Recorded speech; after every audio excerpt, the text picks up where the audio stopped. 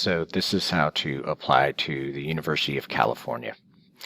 We're going to start off at admissions.universityofcalifornia.edu.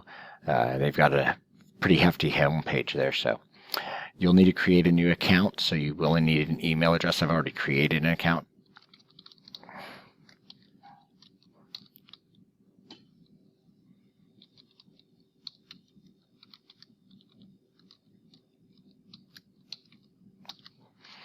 Because I've already created some things, it shows a little bit differently than yours, okay? So it shows you each section. These will all look more like this, where they're the light gray instead of completely grayed out. And it'll give you a status bar. And you can always kind of go back and forth with this, okay? So something that you need to be aware of, there's always a question side over here as well. Help screen right up at the top, okay? So I'm going to go ahead and go into the My Account part, okay? Okay, great. Looks fine, okay? So what I'm going to do, though, is I want to show it to you. So we're going to go in and we're going to edit this portion here. Okay.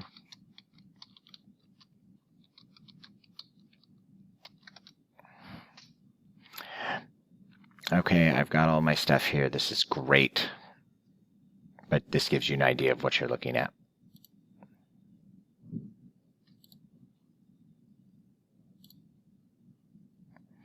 And I am going to go into my actual application here. Okay, so I can go in and I can actually do each part here. It tells me what I'm doing here when I start. You're going to be applying for that fall semester or fall quarter 2017 as a freshman. It's going to ask you for address and phone number information. It's asking you about your residency, okay? Have you lived here your entire life? Since you moved here, you don't live in California. Some other information. And then your citizenship information. Those of you who are worried about that, you'll notice that there is some information along here as well about undocumented. And both Mrs. Collison and Ms. Upstill know a lot about that process, so that should not be slowing you down. You can go for different campuses. You only have to submit it once, and it gives you all kinds of choices. Now, just remember that the fee is $70 per campus or $80 for international. We don't have to worry about that. If you get a fee waiver, lots of options with fee waivers. So please make sure that you've talked to Ms. Upstill and to Ms. Collison about that. It has you choose for each campus that you're applying to. Okay? Which means you'll have to do a little bit of information about each one. And a good place to go for that is to the admissions homepage, because it does have a lot of information about that kind of stuff. Obviously, all kinds of questions that you can get answered here. And all I did on each one is I just chose the undeclared for each school. So I'm just going to go through so we don't have to look at that. I just chose undeclared, undeclared, and undeclared. But it always gives you a review, and you can always edit it. The next portion is about scholarship opportunities. This doesn't mean that they're going to give you a scholarship, but it does let you click on categories, okay, so that you can kind of figure some things out. So if I go here, it tells me, hey, is there a specific specialty in academics or affiliation with certain groups? Go through it, okay? Don't discount anything. If anybody can give you money to go to school, you should take it, okay? Very important that we do that. So check all of them. Notice it'll tell you that you can select up to 16 characteristics, okay? And then it learns, you have more that you can learn here about undergraduate scholarships. Again, it'll always be the review page. I didn't select any, so that's why it looks like that. This is, okay, the language, and this is all about you. There's one of 4 here, okay? So it'll talk to you about military service, foster care, EOP. If you've down here in either one of these, 1, good for you that you've gotten to this point in your life where you're applying for UC, and 2, ask for help if you need help with this. That's what Mrs. Collison is for. That's what Ms. Upstill is for. And we have administrators, etc. on campus who can help you with that. This page, about your parents. Okay, you might need to know this information. Okay, you should probably have this information as well. This one's about your family size. How big? Okay, how big is your family?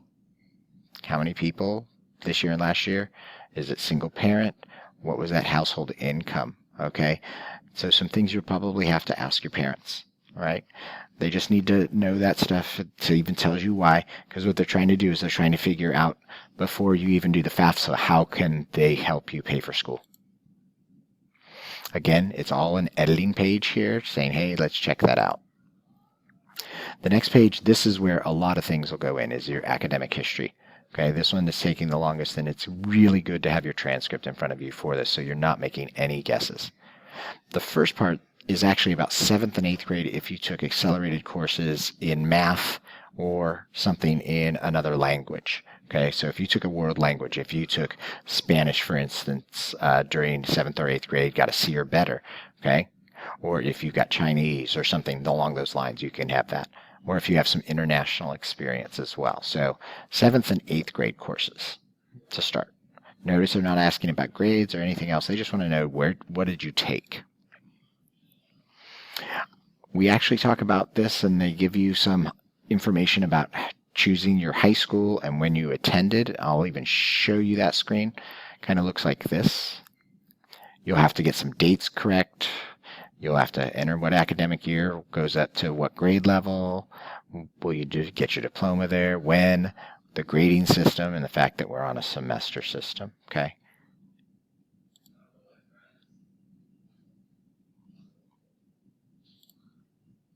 Now here is your actual academic history, and you'll start with 9th grade, and you're going to input all the classes that you took that were 9th grade. Okay? Don't list the non-academic. Please give the academic stuff. Okay?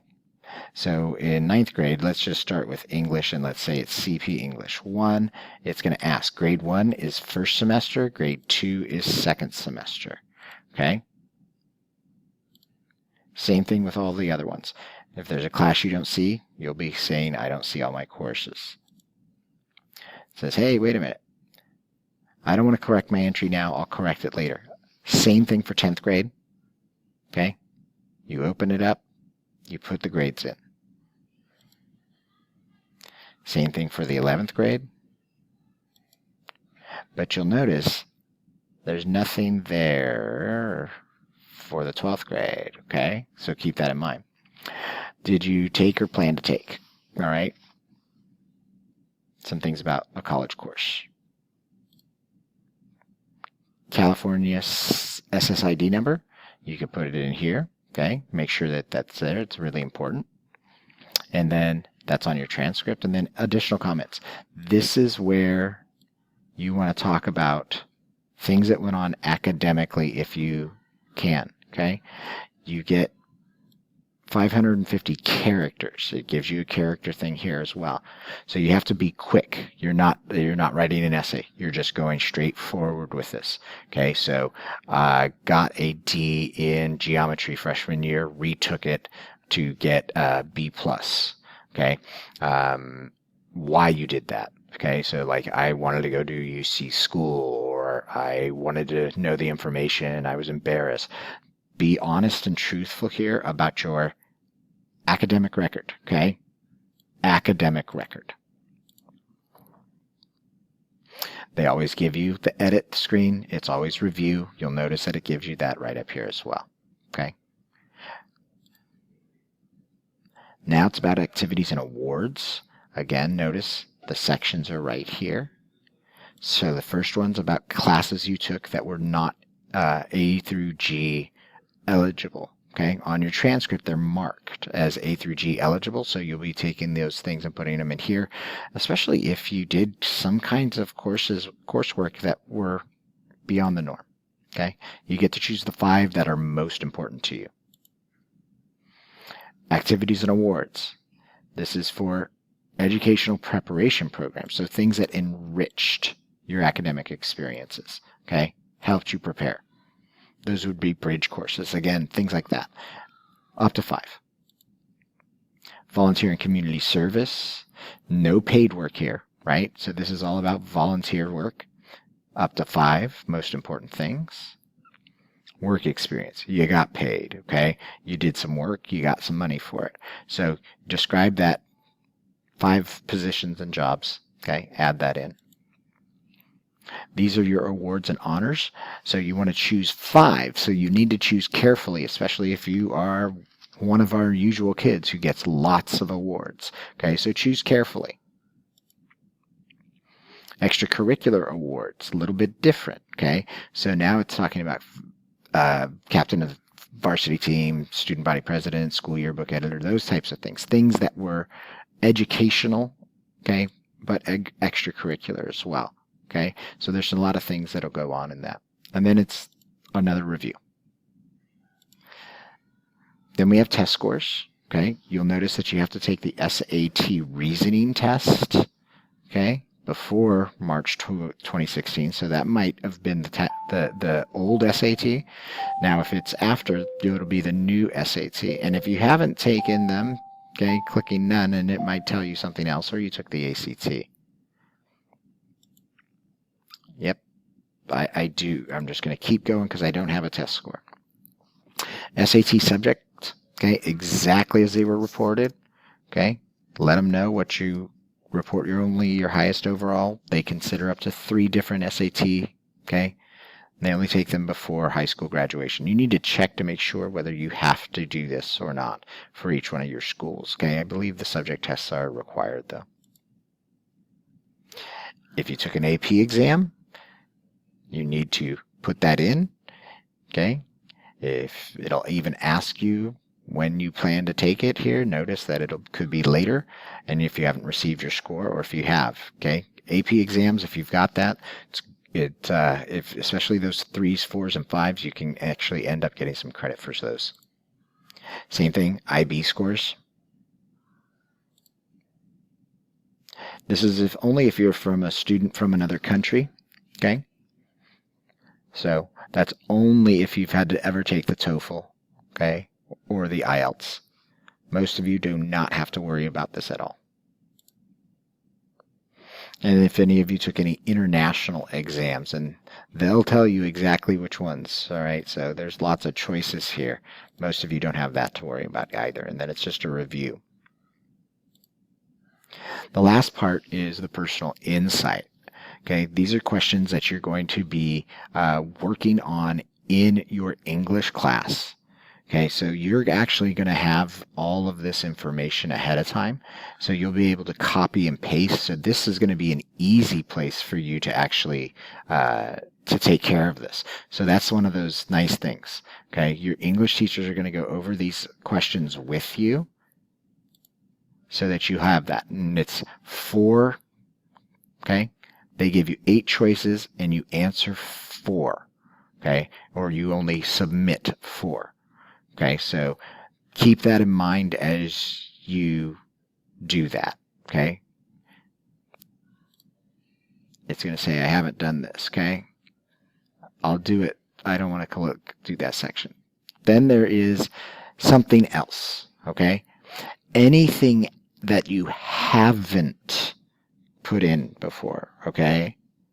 Anything that you haven't put in before. That's it, okay? So it's not an essay, but unusual personal or family circumstances. Something that's unclear. Something that you know you needed something else to put in for all of that.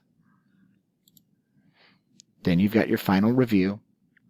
And then finally, okay, you'll have your submit. Now, I won't be able to submit because I've got some things that are in progress, but at least that shows you kind of the way that this looks. I hope that this is a helpful video for you.